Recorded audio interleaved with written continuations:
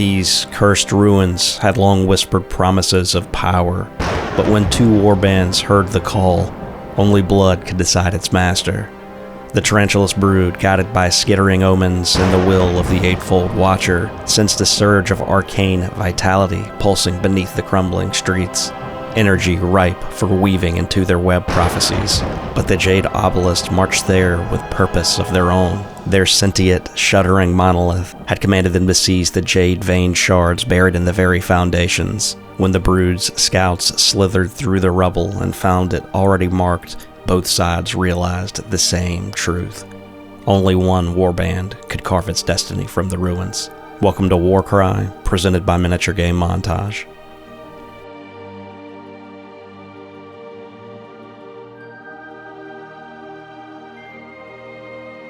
And welcome back. It's great to have you with us. My name is Jimmy, and I'll be your host for this Warcry battle report. The Tarantulos Brood enters the area with a Broodmaster, 2 Doomweavers, 7 Broodkin with various equipment, and 3 Spider Swarms.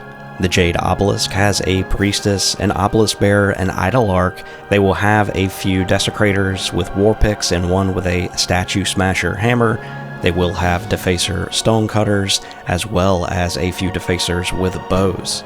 Today we are playing Blood on the Forest Floor, and victory points will be awarded for eliminating the other team. You'll score 1 victory point for taking an enemy fighter down, another victory point for taking down more than your opponent, and a third will be available for taking down the hero. For a secondary objective at the end of each battle round, a player will score 2 victory points if they control more of the large table halves. To control a table half, a player must have more fighters wholly within that table half than their opponent, but there is a twist. The twist is no half measures, and after the initiative phase, each battle round, if one player has fewer victory points, that player picks a large table half, and for the rest of the battle round, when determining control of that table's half, you will have the number of fighters in the opponent's warband in that table half rounding down. We are scheduled for 4 battle rounds today. Let's get down to tableside where things unfold. Really appreciate you watching. If you have any feedback, let us know, as this is only our second game of Warcry. We may get some things wrong. Thanks so much for watching.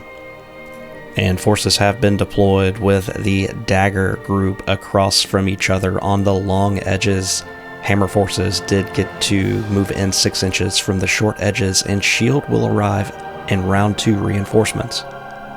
And let's talk initiative, as the Jade Obelisk did roll up for a natural quad. They elect to bank their wild die, while the Tarantulos Brood is going to have a double to start off with. They will claim the initiative, also banking their wild die. And action opens up in turn 1 with one of the Spider Swarms cautiously moving up the board. This does get the attention of one of the Defacers with a bow, as an arrow is knocked and fired to the tune of 2 6s, doing 6 damage and eliminating the Spider Swarm. A masterful shot from the Defacer has taken down the Spider Swarm. As we move back to the Tarantulos Brood, one of their Broodkin, this one with a scythe, is going to move forward. The Jade Obelisk activate another Defacer, this one with Stonecutter tools, using both actions to move forward. Another Broodkin activates and moves, getting on to the Jade Obelisk's side of the board. The Jade Obelisk activates a Desecrator next and uses both actions to slowly move towards the center of the board. A Doomweaver activates next, moving forward, positioning himself behind the Broodkin at the center of the board. The Desecrator with the Statue Smasher Hammer is going to move forward as well. Up next, we see another Broodkin move forward, getting wholly onto the Jade Obelisk side of the board. The Idolarch activates next, cautiously moving up behind the tent. Up next, a Broodkin activates with his size and moves into the forest. The quad Might of the Speaker is played as the Obelisk Bearer moves forward. Another Doomweaver moves forward, and as the Priestess activates, she was the recipient of the quad Might of the Speaker. She can make 2 additional actions as she moves into combat. Her first attack causes 5 damage onto one of the nearby Broodkin, and as she attacks again, she takes him down. And with a scream that echoes across the board, a Spider Swarm is going to engage the Priestess. The Spider Swarm will need 5s in order to cause damage against her, however, getting 4 attacks, they're going to roll up for 2 criticals, causing a total of 5 damage on the Priestess. The turn stays with the Tarantulos Brood as they play their double to rush on the Broodmaster. This will allow the Broodmaster to get into combat with one of the Defacers, although he will not be able to attack her. Turn 1 comes to a close, and the Jade Obelisk are going to score 2 victory points, one for eliminating an enemy fighter, and for eliminating more enemy fighters than their opponent. Both sides were able to control their table halves, so the Jade Obelisk will have 4, and the Tarantulos Brood will have 2, and the twist will come into effect now. As the Tarantulos Brood do trail in victory points, they nominate the top half of the board for enemy fighters to count as half moving forward for the next battle round. In the initiative phase, the Tarantulos Brood will make a double and a triple out of their wild dice, while the Jade Obelisk will take a wild die to make a triple. They get a natural double and will bank their extra wild die. And the Tarantulos Brood will activate their Doomweaver with a net and trident as he uses the double to cast the net, but it fails, needing a 3+. An attack from his trident causes 2 damage onto the Priestess. As the Priestess takes 2 wounds, she activates next and flashes her sword at the Spider Swarm, looking to take them down. The Spider Swarm attempts to counter, but 6 damage goes onto them and they are taken out by the Priestess. Not wanting to prolong combat any further, the Priestess is going to retreat with her second action as she moves behind the Obelisk Bearer. Action continues as the Broodmaster launches an attack into a Defacer, only landing 1 hit and doing 1 damage. He is countered and takes damage himself. He then attacks again and will be countered a second time. Needing 4s, he causes 2 more damage to the Defacer. As the Broodmaster takes wounds, he then uses the triple creeping summons to summon back a Spider Swarm. At the center of the board, a Defacer is marching forward with his statue, smasher, hammer, and unloads into one of the Broodkin. Despite defensive blades, a triple is played for onslaught and the Broodkin is decimated. With the Desecrator's actions exhausted, one of the Doomweavers is going to launch into combat with him with a flail. She requires 4s to damage and only gets 2 off of the Desecrator. As the middle is getting highly contested, a Defacer with stone tools does charge into one of the Broodkin. And needing 3s to damage, he causes 4 wounds to the Broodkin. The Broodkin did activate defensive blades prior to the roll to send damage back on to the Defacer. Another Broodkin activates next, this one with size as he goes into the Statue Smasher. At strength 4, he causes 5 more damage from one of his blades. The Obelisk Bearer sees this and moves in to defend him, looking to make attacks of his own. 4 attacks on 3s causes 6 damage. A Broodkin with a Spider Claw that was previously engaged with the Defacer launches attacks and hits twice.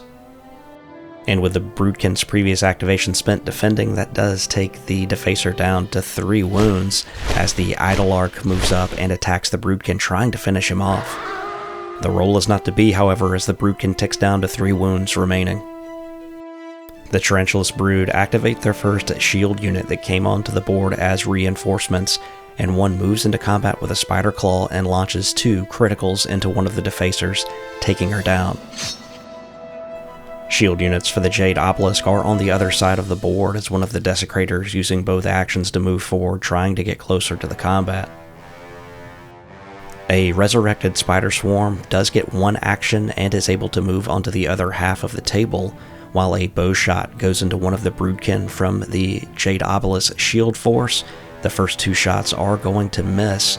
The second 2 shots, however, are going to connect and doing 2 damage to remove the fighter. The Tarantulos Brood elects to have one of their fighters wait that came in from reinforcements, while another Desecrator makes his way towards the center of the board.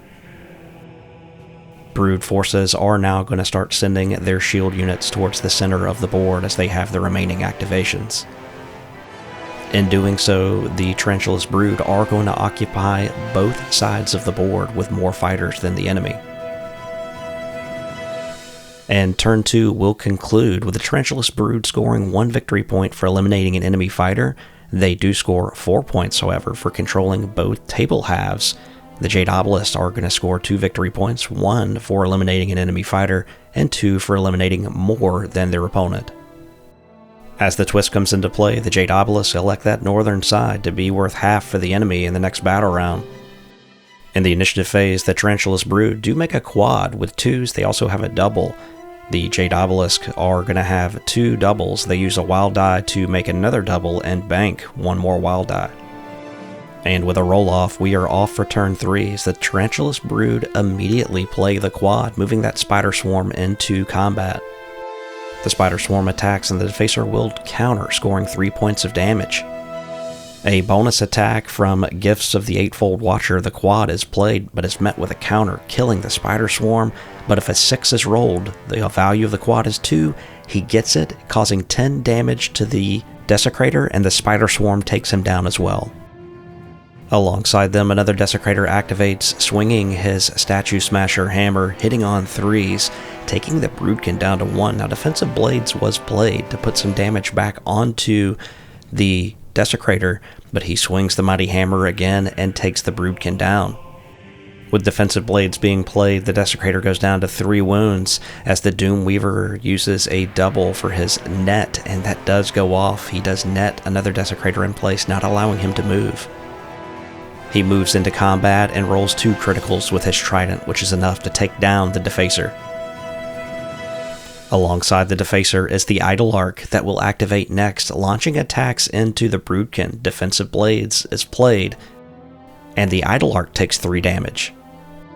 The Idlearch attacks again, this time taking the Broodkin down to 1 wound. The Broodkin does a countermeasure, but does not cause any damage. Broodkin from the shield group then begin to swarm towards the center of the board. As the turn goes to the Jade Obelisk, a Defacer with a bow lands 2 shots into the wounded Broodkin, and that is going to be enough to take him down. The Defacer is then going to move forward, going towards the center of the board. The Broodmaster activates, moving into combat with the Idlearch, but is unable to attack him. The Obelisk Bearer then lumbers forward into combat with one of the Doomweavers, and he is going to hit on 3s. He does 8 damage and takes the Doomweaver down to 2 wounds. Up next, a Defacer with Stonecutter tools is going to make a move and does just get into engagement range with the Doomweaver. And swinging his Stonecutter tools at strength 4, he does get 2 hits, and that will be enough to take the Doomweaver out of action for this one. Another Broodkin is going to activate next, taking a position on his own side of the board, being mindful of those points that can be earned from it. The Priestess activates next, using a double for Stone Warp, and heals 5 wounds.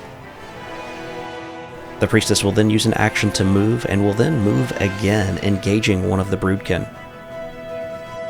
Another Broodkin activates and moves twice to challenge her. With a netted Desecrator unable to move, a Spider Swarm will make the final move action as he continues to move up the board, hoping to get another quad. And as turn 3 comes to a close, absolute mayhem is happening in the center of the board. The Broodkin only scored 1 point for eliminating an enemy fighter in that one, while the Jade Obelisk will score 2 points on the primary and 2 for holding a table half. The Tarantulos Brood pick a table half to count as half, and as we move to turn 4 initiative phase, a triple is made for the Brood, while the Jade Obelisk convert a quad and a double. And the Broodmaster activates first, quickly cutting down the Idlearch as the Idlearch tries to defend itself. He gets just enough to take the Idlearch down and uses his second action to fall back, looking to protect himself and the victory points he's worth. The Obelisk Bearer plays Might of the Speaker onto the Priestess and then moves into his table half. A Spider Claw attacks the Priestess as she attempts to defend. It lands 2 criticals, doing 10 damage. Another attack is made, erasing 2 more wounds. The Priestess then attacks back with Might of the Speaker, landing 2 hits of her own. She attacks again. This time, the Broodkin uses Defensive Blades, causing damage back to her. The priestess, while holding firm, would be taken out of action. As a scream can be heard across the battlefield, a defacer with a bow lines up a shot. The bowman moves forward to get line of sight to a spider swarm looking to take it out of action. While he does land a critical, it will not be enough to take the spider swarm down. Remaining fighters shuffle around the board, but there's not much else that can be done in this one. As the curtains close on turn 4, the Tarantulos Brood will score a point for eliminating an enemy fighter and score an additional point for eliminating more fighters than the Jade Obelisk. They score a third victory point for eliminating a hero and then score 2 victory points for controlling a table half. The Jade Obelisk will just score 1 point for eliminating an enemy fighter on that one, and they do not control either of the table halves.